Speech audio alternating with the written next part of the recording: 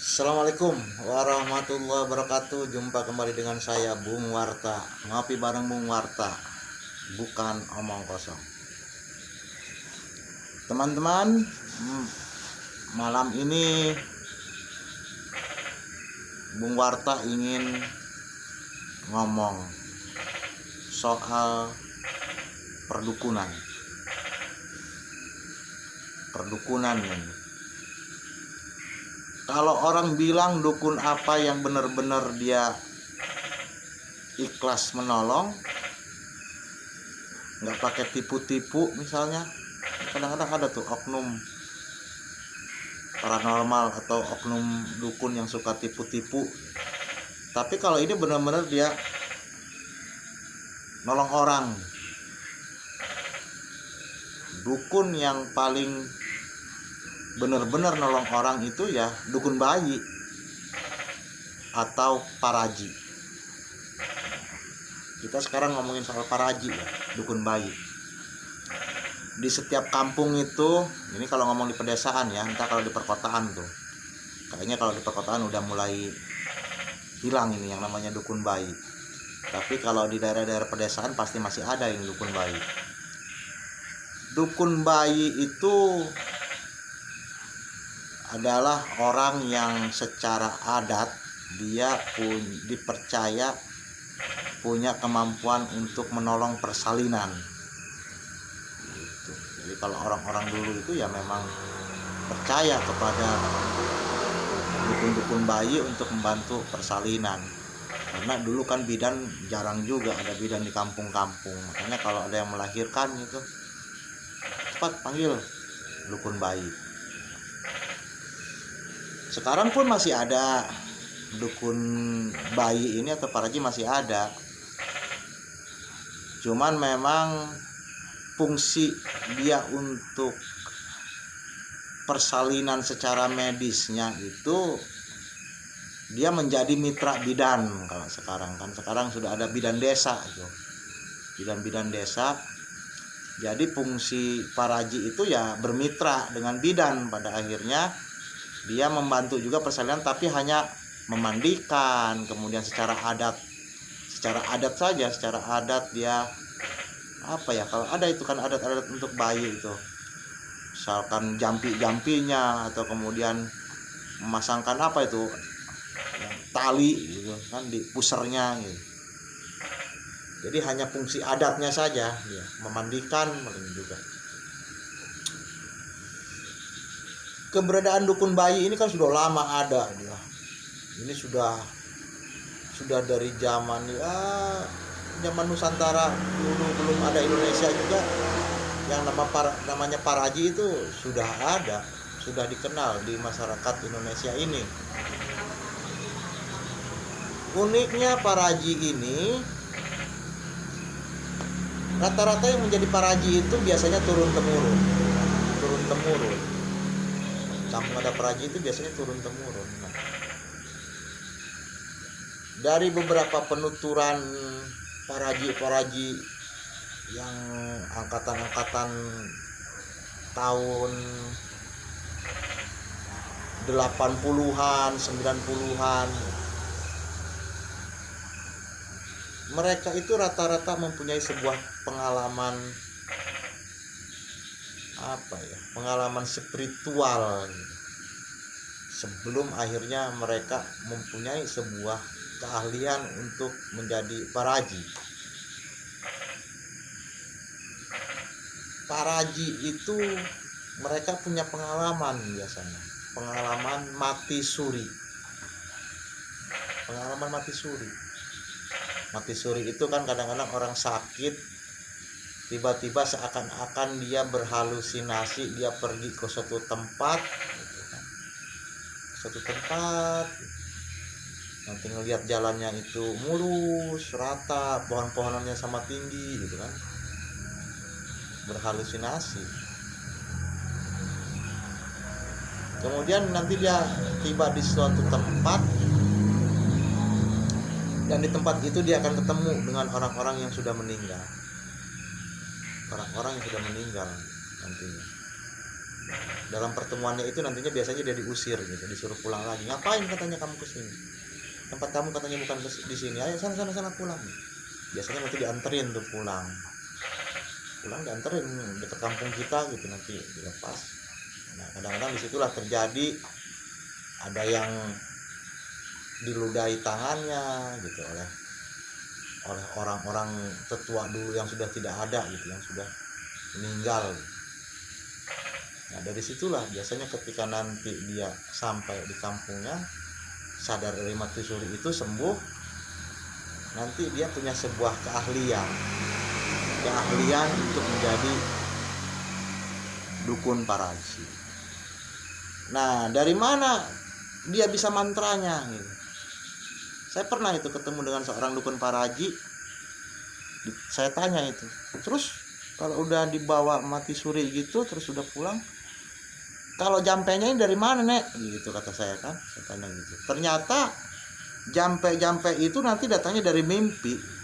Ketika mimpi dia seperti ketemu lagi gitu. Kemudian diajari jampe untuk mijit, untuk ngurut perut gitu. Itu kan ada untuk mandikannya, untuk motong tali pusar itu kan ada jampi-jampinya, ada bacaan-bacaannya gitu.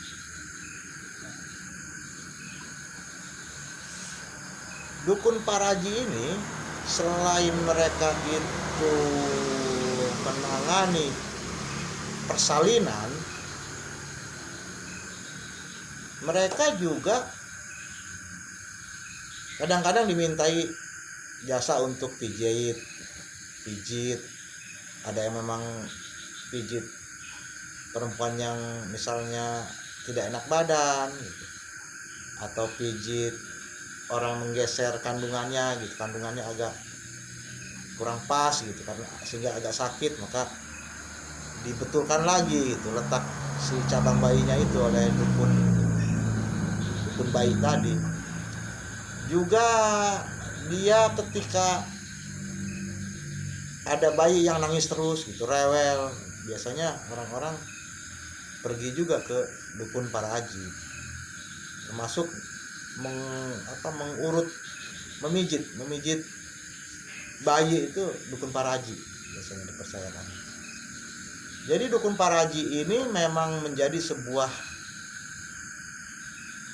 pekerjaan atau kepercayaan dari masyarakat tradisional kepada orang yang dianggap memiliki kemampuan baik secara keterampilan menangani persalinan maupun secara spiritualnya.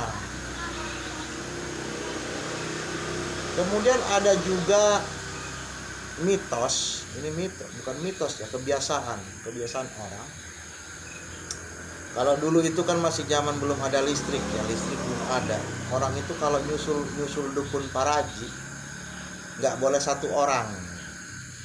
Jadi kalau nyusul dukun paraji itu harus 2 orang. Kan bawa obor kan kalau dulu. Punya bawa obor. Jadi kalau ke rumahnya itu nantinya nggak boleh lepas gitu. Dari ketika sampai ke rumah si dukun parajinya, si parajinya itu posnya nanti di tengah gitu, kalau jalan gitu. Satu orang yang nyusul itu di depan, satu lagi di belakang. Si parajinya itu di tengah. Kenapa?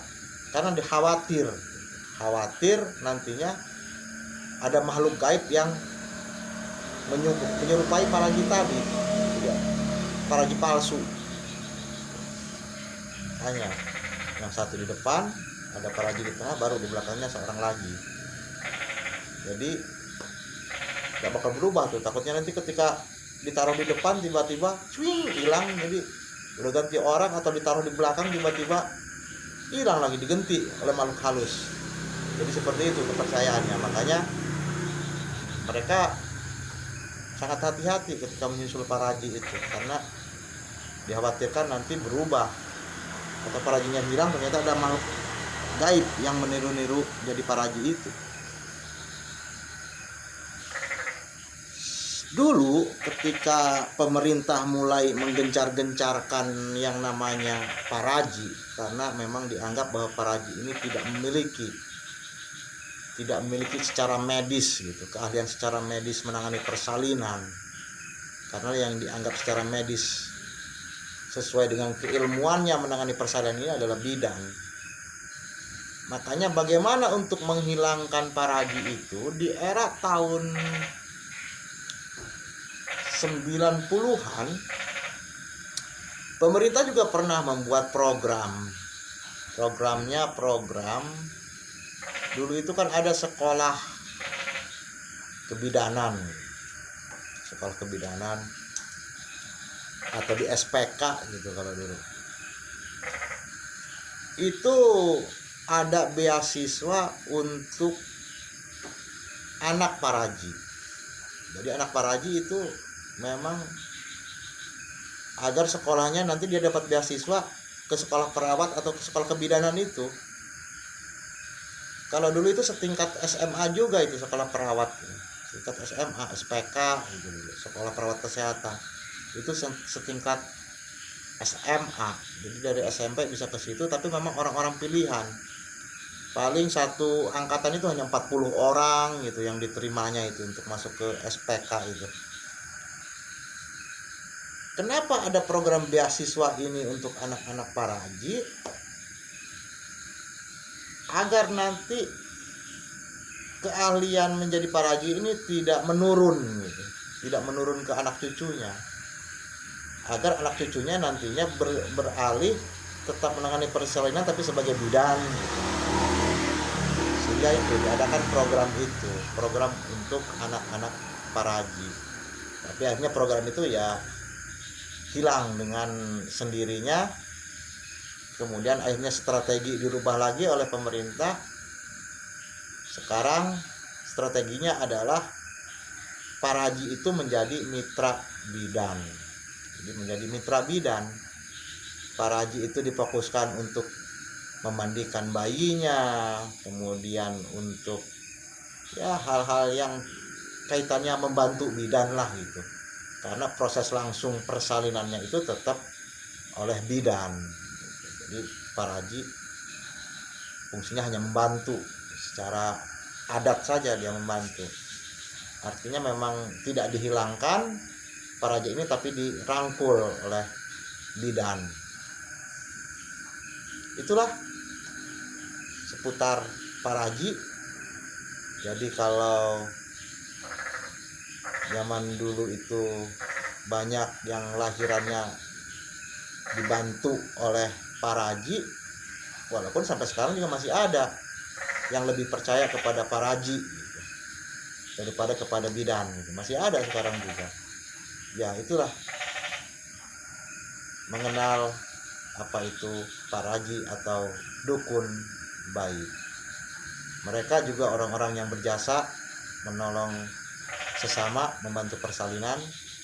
Kita doakan agar orang-orang yang berprofesi menjadi paraji diberikan kesehatan, kekuatan, dan tetap, karena ini adalah kearifan lokal, sekiranya pemerintah tidak melarang praktek-praktek paraji ini. Ya memang bagus seperti sekarang, dibuat berdampingan dengan bidan desa. Itu yang bisa saya sampaikan.